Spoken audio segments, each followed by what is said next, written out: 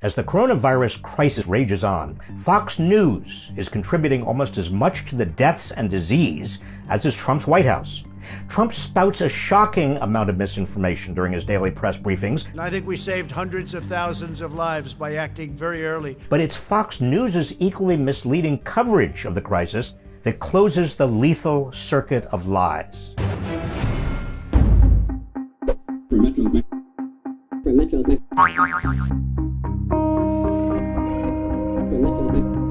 It's easy to feel outraged and defeated by Fox News. I can't believe they're saying this. How are they getting away with this? But it's important to understand its formula for misleading Americans, particularly in the crisis we're in. The formula goes like this. First, deny there is a problem. Blame political opponents for using the issue to make Trump look bad. But we start with the media mob's ongoing effort to now use a virus, an infectious disease, as a political weapon, all to bludgeon President Trump. Mock anyone taking it seriously and downplay the consequences. So, what to do? It's a virus, like the flu. Then, when deaths mount and the coronavirus can no longer be denied, promote the same dangerous miracle cures that Trump promotes. This drug that you and I have talked about, hydroxychloroquine, talked about it with Dr. Grace, is already being used. And one patient was described as Lazarus, getting up after he was like on death's door.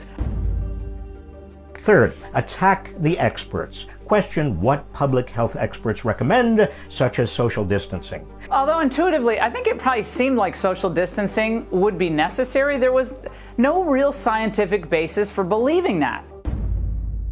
Question whether the death toll from the COVID-19 is even true. Well, it seems entirely possible that doctors are classifying conventional pneumonia deaths as COVID-19 deaths. And broadcast misleading graphics. Attack the experts themselves. Where did politicians get the authority to do this? Because some elderly, power-drunk epidemiologist told them to do it? And parade around alternative experts to promote an array of conspiracy theories. 45,000 people a year die from automobile accidents, 480,000 from cigarettes, 360,000 a year from swimming pools, but we don't shut the country down for that. Fourth, deflect attention from Trump's botched response by blaming others. Blame China. But I'd like to just ask the Chinese for a formal apology. Bolster the manufactured protests to reopen the economy. Thank you for coming on tonight, and thank you for exercising your constitutionally protected rights as an American. If nothing else works, revise history. No president has done more, acted more quickly. The book on pandemics has now been rewritten.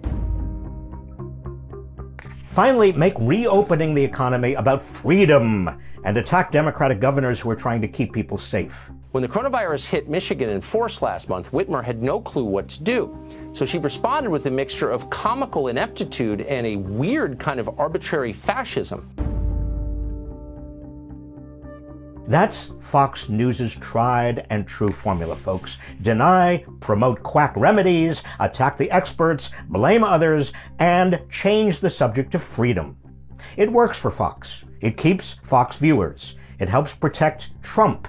But it is making a deadly calamity even more deadly. Polls show that a majority of Republicans think it's perfectly safe to go to establishments like nail salons and dine-in restaurants. And a new study found that Sean Hannity's viewers were less likely to adhere to social distancing guidelines.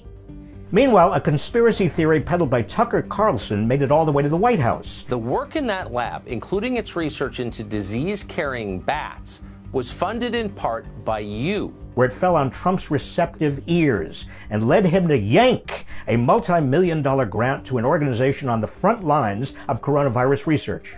In theory, the FCC prohibits broadcasting false information about a catastrophe if the broadcaster knows the information is false and will cause substantial public harm if aired, but Trump's FCC won't do a thing. And Fox News has no broadcast ethics. It has no journalistic integrity. If this formula of deceit shows us anything, it's that they know what they are doing and they don't care who gets hurt. So what can you do? First, make a ruckus. Speak out. Write letters to your local paper and local Fox News outlets. That's precisely what forced Fox to cut ties with Trish Reagan and with 5G conspiracy peddlers Diamond and Silk. Second, boycott Fox's major advertisers. That helped get Bill O'Reilly off the air. Third, leverage your power.